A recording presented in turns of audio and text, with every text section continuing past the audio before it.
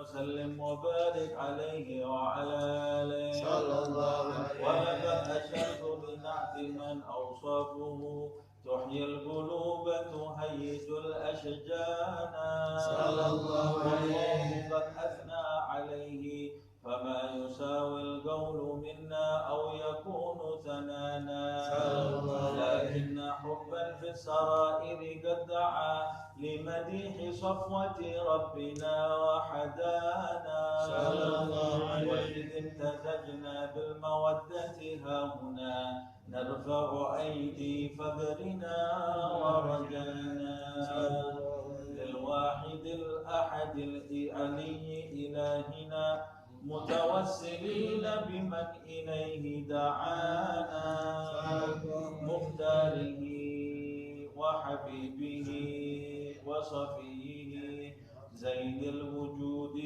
به الإله حبانا يا ربنا يا ربنا يا ربنا بالمصطفى اقبلنا أجب دعوانا أنت لنا يا ذخرنا في هذه الدنيا وفي أخرانا أصلح لنا الأحوال واغفر ذنبنا ولا تؤاخذ ربي إن أخطانا واسلك بنا في نهج طه المصطفى ثبت على قدم الحبيب خطانا أرنا بفضل منك طلعة أحمد في بهجة عين الرضا ترعانا واربط به في كل حال حبلنا وحبال من ودى ومن والانا والمحسنين ومن أجاب نداءنا وذوي الحقوق وطالبا أوصانا والحاضرين وساعيا في جمعنا ها نحن بين يديك أنت ترانا ولقد رجوناك فحقق سؤلنا واسمع بفضلك يا سميع دعانا وانصر بنا سنة طه في بقاع الأرض واجمع كل من عادانا وانظر إلينا واسقنا كأس الهنا واشفي وعافي عاجلا مرضانا واقضي لنا الحاجات واحسن ختمنا عند الممات وأصلحا عقبانا يا ربي واجمعنا وأحبابا لنا في دارك الفردوس يا رضوانا يا ربي واجمعنا وأحبابا لنا في دارك الفردوس يا رضوانا يا ربي واجمعنا وأحبابا لنا في دارك الفردوس يا رضوانا بالمصطفى صل عليه وآله ما حركت ريح الصبا أغصانا سبحان ربك رب العزة عما يصفون وسلام على المرسلين والحمد لله رب العالمين. الفاتحة. أعوذ بالله من الشيطان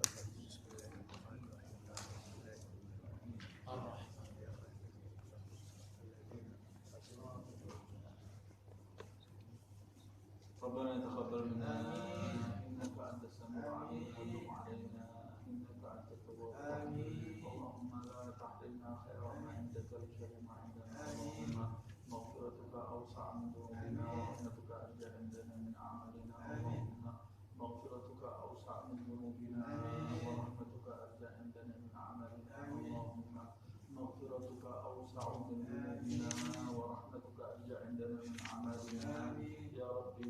وموضع العلم عجل بالنصر وبالفرج وصلى الله على سيدنا محمد وعلى آله وسلم والحمد لله رب العالمين.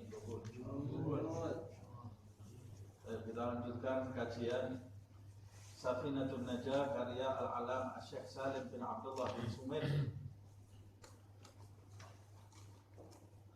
Terakhir pembahasan kita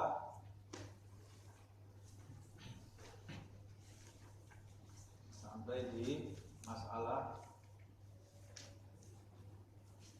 sebab-sebab sujud sahwi ya.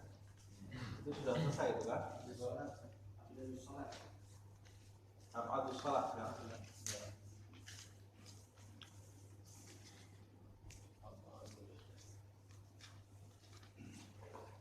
Di sini tidak ada Ab'adus salat. Ab'adus salat ada ya. Ya. Di pertemuan yang lalu, Bismillahirrahmanirrahim. Alhamdulillahirrahmanirrahim. Allahumma salli wa sallim ala Sayyidina Muhammad wa ala ali Sayyidina Muhammad. Nawaina ta'allum wa ta'alim wa tadhakkur wa tadhkir wa naf'a wa intifaq wa ifada wa istifadah wa had ala tanassub bi kitabillah wa sunnati rasulih wa du'a ila huda wa al-khair ittiba'a wa billah wa mardati wa qurbi wa thawabi subhanahu wa ta'ala. Di pertemuan yang lalu kita membahas sebab-sebab sujud sahwi. Saya ulang sedikit. Sujud sahwi itu sujud ketika seseorang melakukan hal-hal di dalam sholat yang disunahkan sujud sahwi. Dalilnya ketika Rasulullah SAW pernah sholat bersama sahabat 2 rakaat, kemudian salam, seharusnya 4 rakaat. Lalu Nabi duduk, lalu sahabat bertanya, ya Rasulullah, awak qasar tas-salah am-nusita. Wahai Rasulullah, apa kamu mengqasar salat atau kamu dilupakan? Terlupakan kamu.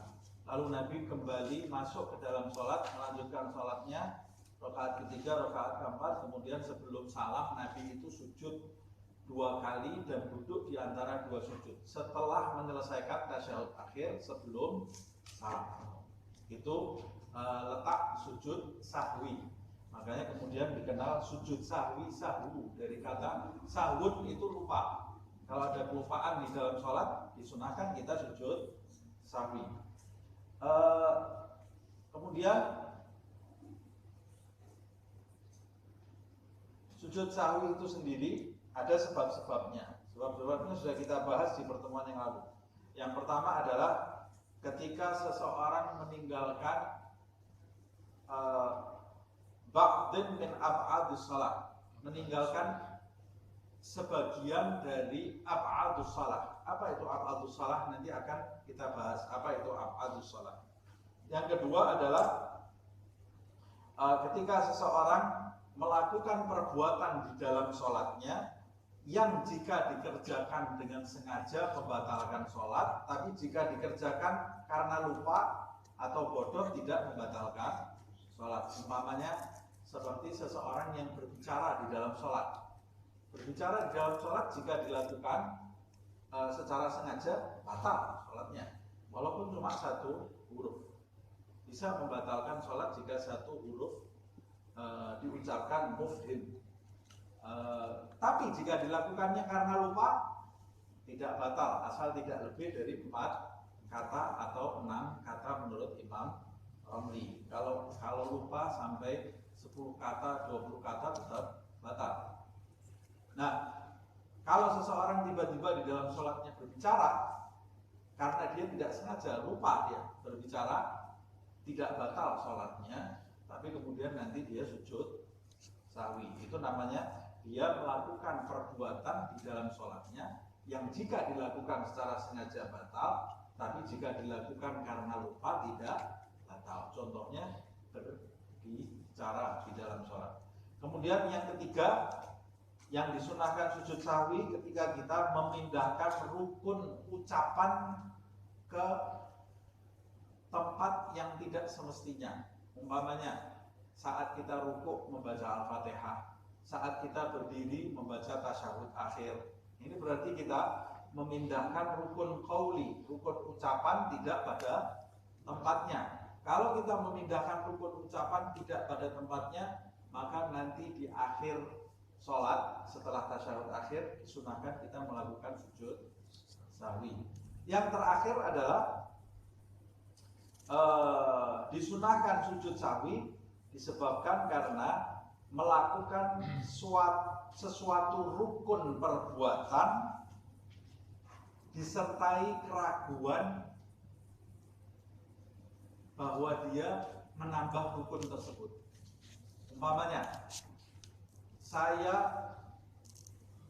ketika saya iktidal, saya ragu-ragu. Tadi saya sudah ruku atau belum? Saya sudah iktidal padahal. Loh, ini saya tadi sudah ruku kemudian iktidal atau ini saya ini belum apa-apa ini, belum ruku. Berdirinya ini berdiri iktidal atau berdiri sebelum ruku, saya lupa ini. Antara saya sudah ruku atau belum. Apa yang harus dilakukan? Yang harus dilakukan, kamu ruku, kemudian iktidal, kemudian nanti di akhir sholat kamu sujud sahwi. Karena ada kemungkinan ziyadah, ada kemungkinan ruku kamu itu 2. Nah, paham ya? Atau saya sudah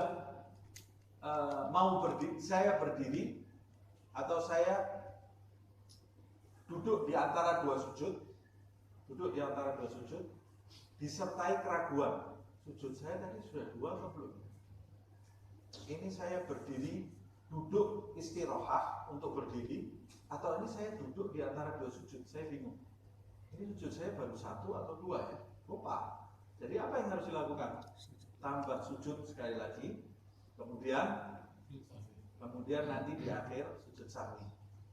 Atau di rakaat ketiga atau di terakhir rakaat saya duduk, saya ragu-ragu. Ini rakaat ketiga atau rakaat keempat ya? 3 atau 4? Apa yang harus saya lakukan? Nambah 1 rakaat lagi, kemudian nanti sujud sahwi.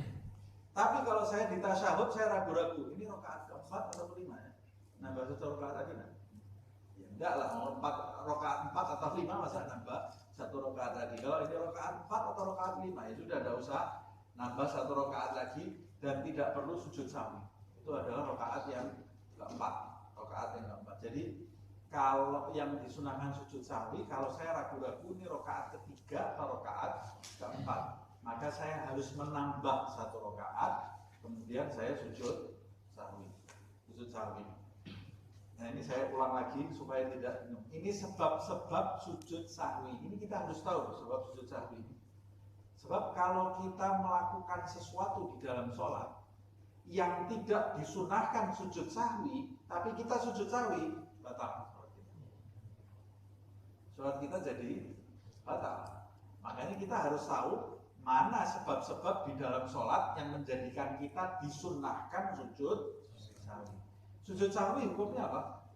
Sunnah. Kalau kita tidak sujud sahwi, sah sholatnya, tapi ada kekurangan karena sujud sahwi itu difungsikan untuk menambal kekurangan sholat yang kita lakukan. Jadi makanya kita harus benar-benar tahu apa sebab-sebab sujud sahwi. Kalau kita ragu-ragu, ini sebab yang disunahkan sujud sahwi atau bukan ya? Lebih baik tidak sujud sahwi. Karena kalau kita sujud sahwi, sholat kita ini batal. Nah, tapi kan lebih baik kita mengetahui sebab-sebabnya sehingga kita tahu kapan disunahkan sujud sahwi. Begitu pula kalau kita sholat berjamaah.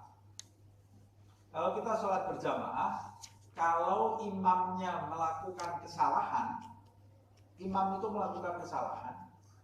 walaupun kita tidak tahu kesalahannya apa. Umpamanya sholat zuhur, imam ini melakukan kesalahan, umpamanya seperti memindah rukun qauli. Kita kan tidak tahu sholat zuhur tidak keras kok. Jadi kita tidak tahu nih apa kesalahan imam.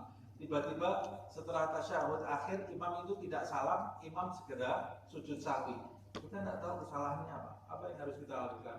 Wajib kita mengikuti imam walaupun kita tidak tahu kesalahan imam. Tapi sebaliknya, kalau kita di sholat jamaah kita yang berbuat salah, makmum ini yang berbuat salah, bukan imam ya. Makmum yang berbuat salah, makmum tidak boleh sujud sahwi sendiri. Batal sholatnya makmum.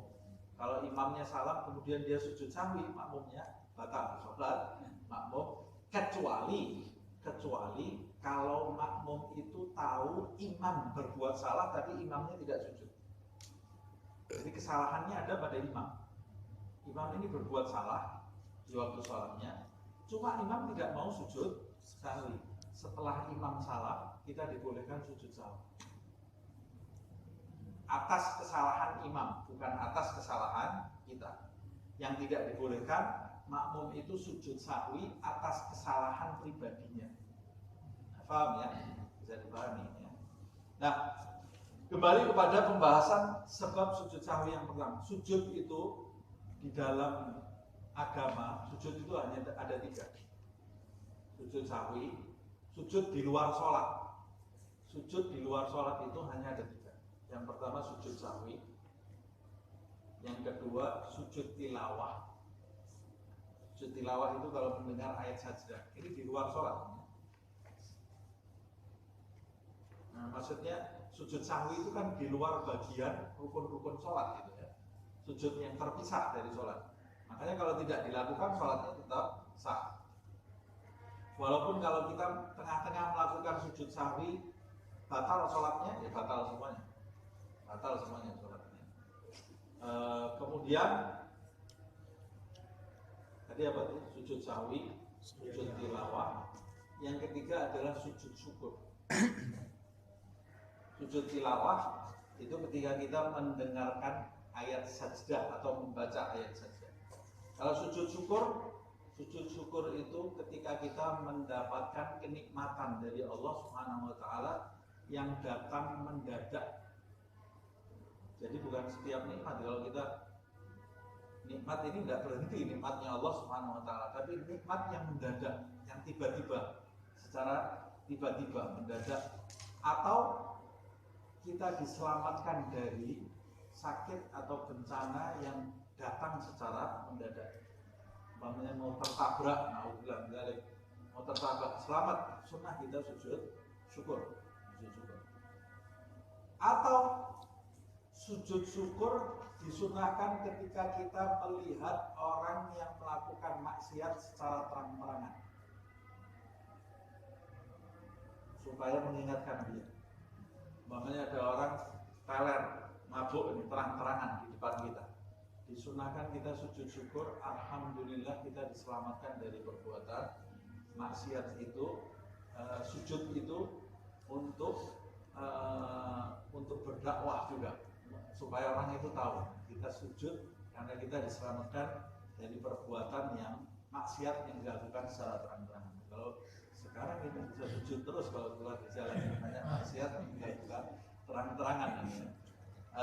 Tapi 3 sujud ini yang paling pokok juga sujud tilawah dan sujud syukur ya. Kalau sujud sahwi kan masih berdampingan dengan sholat. Sujud tilawah saat kita membaca ayat sajdah atau sujud syukur ketika kita mau melakukannya harus memenuhi syarat-syarat sholat. Artinya harus suci dari hadas kecil dan hadas besar, harus tertutup seluruh auratnya, dan harus menghadap ke arah kiblat.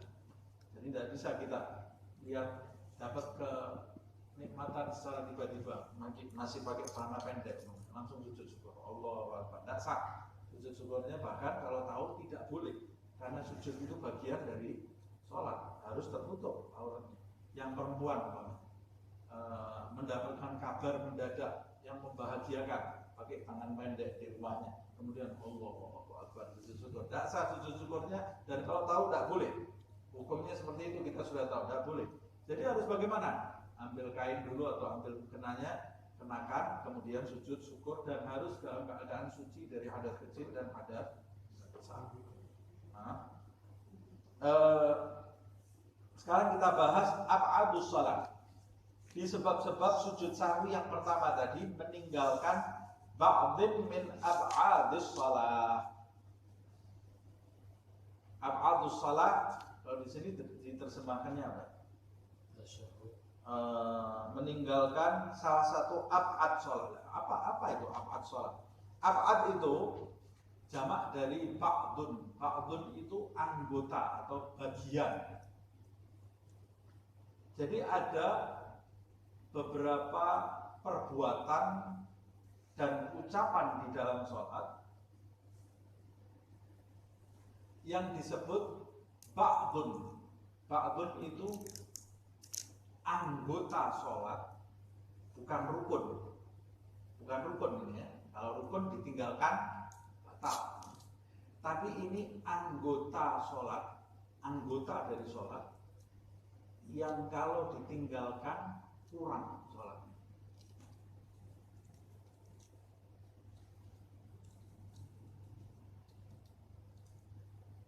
Saya kasih contoh. Kalau diumpamakan di tubuh kita, rukunnya tubuh itu, umpamanya rukunnya tubuh itu kaki, badan, kepala, tangan. Abadnya tubuh kita rambut. Rambut ini kalau hilang ya tetap orang kita. Tapi jadi kurang sempurna. Nah, alis ini abad. Ya. Kalau tahu alisnya dikerip ini ya, tidak ada alisnya, jadi tidak indah. Atau hal-hal lain di tubuh yang menyempurnakan tubuh kita ini, ya, yang dilihat jadi enak. Abadus shalah itu seperti itu. Kalau dia bukan rukun, sehingga kalau kau tinggalkan tidak membatalkan sholatmu, tapi sholatmu itu jadi tidak sempurna. Makanya dia disebut ba'dun ab'ad. Ab'ad itu anggota sholat yang jika hilang dari sholat harus ditambal atau sunnah ditambal. Ditambalnya dengan sujud sahwi. Apa saja itu ab'adus shalah? Kalau di sini disebutkan 7. Di kitab-kitab yang lain diperinci jadi 20. Tapi di dalam 7 ini yang 20 juga masuk.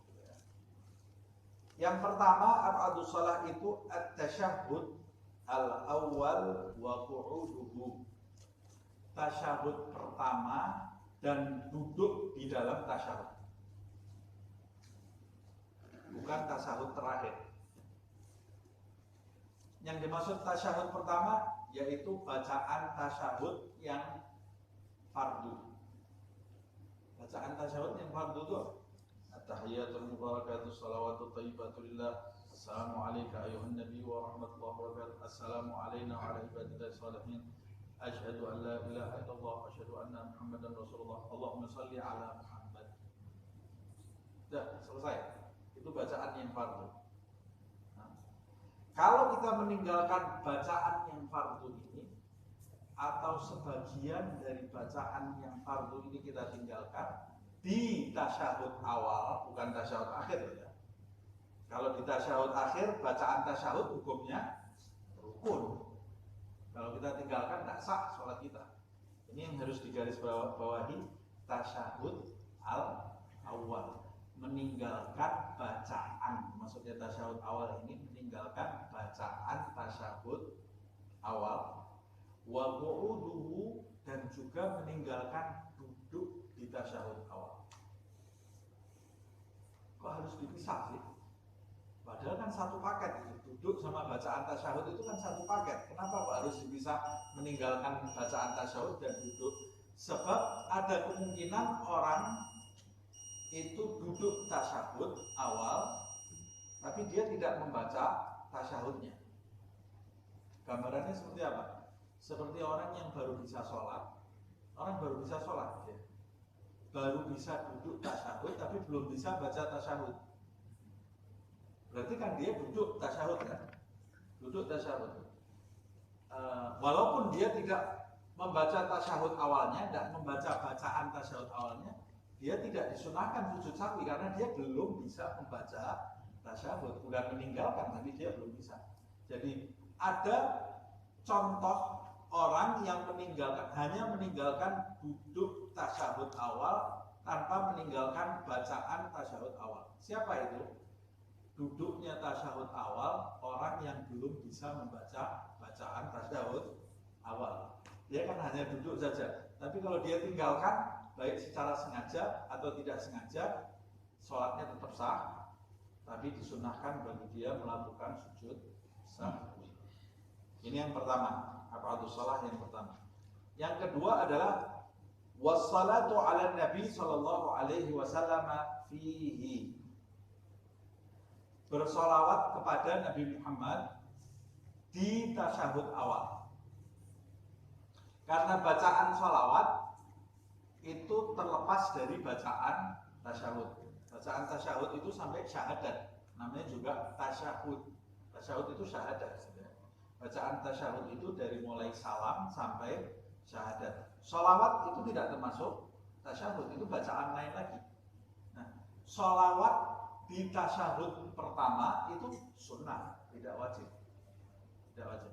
Tapi solawat di tasyahud akhir rukun. Kalau kita tinggalkan batal sholat kita, tidak sah sholat kita. Nah, solawat itu rukun sholat. Kalau ditinggalkan tidak sah sholat kita. Nah, meninggalkan sholawat di tasyahud awal berarti kita kehilangan ba'dus salat atau ab'atus salat. Sholatnya tetap sah, tapi disunahkan sujud sahwi. Bayangkan kita sudah duduk tasyahud awal, sudah membaca tasyahudnya, cuma ketinggalan sholawatnya, kita sunnah sujud sahwi. Nah, sunnah sujud sahwi. Kemudian selanjutnya yang ketiga, ab'atus salah yang ketiga adalah wassalatu 'alal ali fit tasyahudil akhir. Perhatikan, bersolawat kepada ali Muhammad, kepada keluarga Muhammad di tasyahud yang akhir, bukan tasyahud yang pertama ya. Tasyahud yang akhir.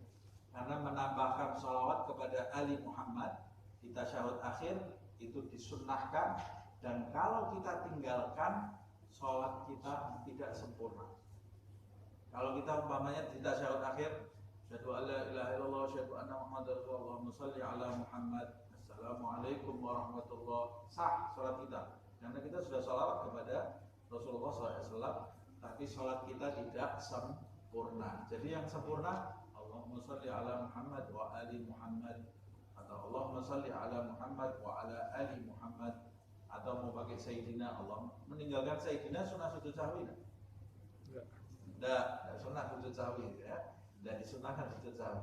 Tapi kalau kita mau menambahkan Sayyidina, menurut Imam Syafi'i itu lebih bagus madzhab Syafi'i. Jadi Allahumma shalli ala Sayyidina Muhammad wa ala ali Sayyidina Muhammad, atau yang bacaan yang sempurna salawat Ibrahimiyah, Allahumma shalli ala Sayyidina Muhammad wa ala ali Sayyidina Muhammad kama shallaita ala Sayyidina Ibrahim wa ala ali Sayyidina Ibrahim wa barik ala Sayyidina Muhammad wa ala ali Sayyidina Muhammad kama barakta ala Sayyidina Ibrahim wa ala ali Sayyidina Ibrahim fil alamina innaka Hamidum Majid. Atau salawat Ibrahim di riwayat yang lain yang lebih lengkap, Allahumma shalli ala Sayyidina Muhammad wa ala alihi wa azwajihi wa dzurriyyatihi kama shallaita ala Sayyidina Ibrahim wa ala ali Sayyidina Ibrahim wa barik ala Sayyidina Muhammad wa ala ali Sayyidina Muhammad wa azwajihi wa dzurriyyatihi kama barakta ala Sayyidina Ibrahim wa ala ali Sayyidina Ibrahim fil alamina innaka Hamidum Majid. Nah, ini meninggalkan ali Muhammad, bacaan sholawat kepada ali Muhammad di tasyahud akhir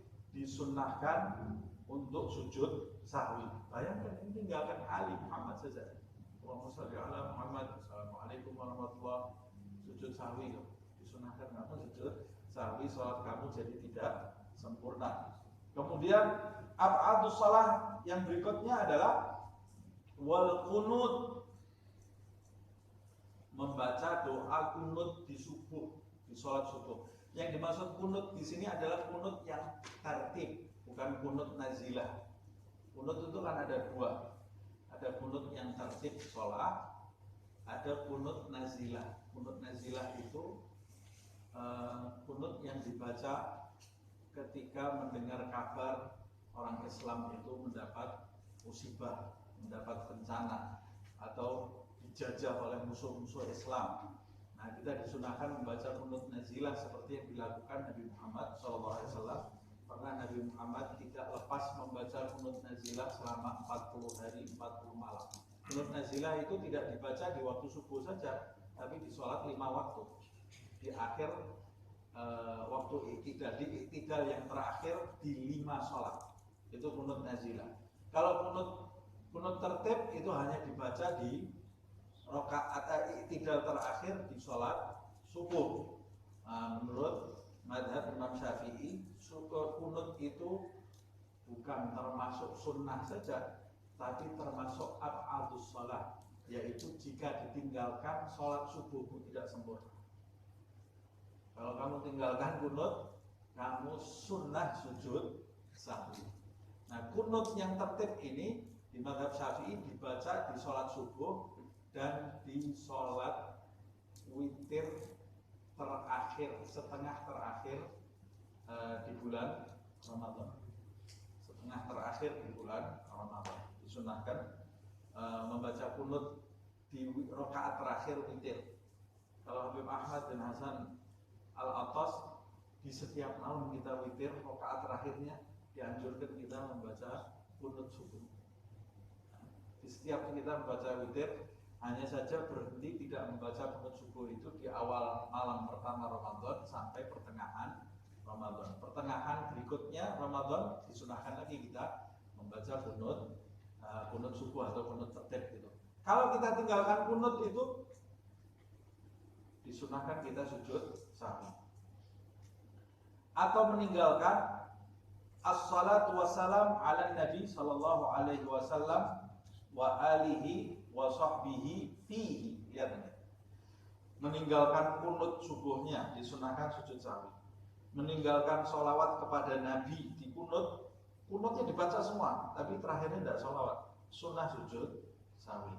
Meninggalkan sholawat kepada keluarga nabi di kunut, kalau itu Allahumma sholli ala Muhammad, keluarganya tidak disolawati, disunahkan sujud sahwi. Begitu juga kepada sahabat Nabi Muhammad SAW. Jadi sholawatnya kunut itu wassallallahu ala sayyidina Muhammadin an-nabiyil ummi wa ala alihi wa sahbihi wa sallam.